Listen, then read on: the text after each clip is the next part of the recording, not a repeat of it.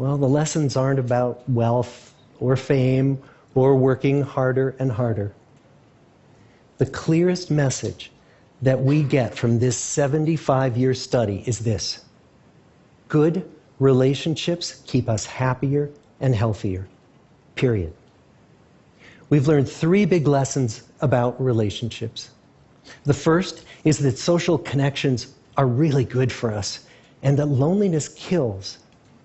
It turns out that people who are more socially connected to family, to friends, to community are happier, they're physically healthier, and they live longer than people who are less well connected. And the experience of loneliness turns out to be toxic. People who are more isolated than they want to be from others find that they are less happy, their health declines earlier in midlife, their brain functioning declines sooner, and they live shorter lives than people who are not lonely.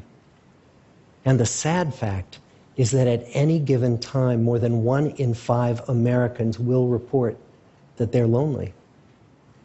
And we know that you can be lonely in a crowd and you can be lonely in a marriage. So the second big lesson that we learned is that it's not just the number of friends you have, and it's not whether or not you're in a committed relationship, but it's the quality of your close relationships that matters. It turns out that living in the midst of conflict is really bad for our health. High conflict marriages, for example, without much affection, turn out to be very bad for our health, perhaps worse than getting divorced. And living in the midst of good, warm relationships is protective. Once we had followed our men all the way into their 80s, we wanted to look back at them at midlife and to see if we could predict who was going to grow into a happy, healthy octogenarian and who wasn't. And when we gathered together everything we knew about them at age 50, it wasn't their middle-aged cholesterol levels that predicted how they were going to grow old. It was how satisfied they were in their relationships. The people who were the most satisfied in their relationships at age 50 were the healthiest at age 80. And good, close relationships seem to buffer us from some of the slings and arrows of getting old.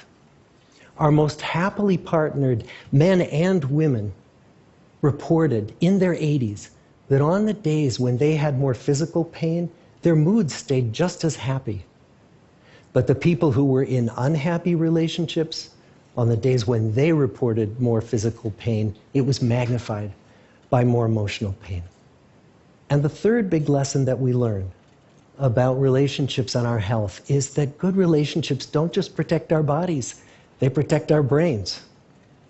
It turns out that being in a securely attached relationship to another person in your 80s is protective. That the people who are in relationships where they really feel they can count on the other person in times of need, those people's memories stay sharper longer. And the people in relationships where they feel they really can't count on the other one, those are the people who experience earlier memory decline. And those good relationships, they don't have to be smooth all the time. Some of our octogenarian couples could bicker with each other day in and day out. But as long as they felt that they could really count on the other when the going got tough, those arguments didn't take a toll on their memories. So, this message that good, close relationships are good for our health and well-being, this is wisdom that's as old as the hills. Why is this so hard to get and so easy to ignore? Well, we're human. What we'd really like is a quick fix, something we can get that'll make our lives good and keep them that way. Relationships are messy and they're complicated, and the hard work of tending to family and friends, that's not sexy or glamorous. It's also lifelong. It never ends. The people in our 75-year study who were the happiest in retirement were the people who had actively worked to replace workmates with new playmates. Just like the millennials in that recent survey, many of our men, when they were starting out as young adults, really believed that fame and wealth and high achievement were what they needed to go after to have a good life. But over and over these 75 years, our study has shown that the people who fared the best were the people who leaned into relationships with family, with friends, with community. So what about you? Let's say you're 25, or you're 40, or you're 60. What might leaning into relationships even look like? Well, the possibilities are practically endless. It might be something as simple as replacing screen time with people time, or livening up a stale relationship by doing something new together, long walks or date nights, or reaching out to that family member who you haven't spoken to in years, because those all too common family feuds take a terrible toll on the people who hold the grudges. I'd like to close with a quote from Mark Twain. More than a century ago, he was looking back on his life, and he wrote this: "There isn't time.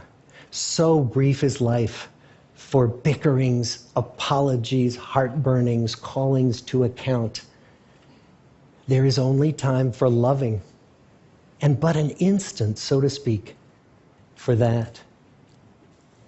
The good life is built with good relationships." Thank you.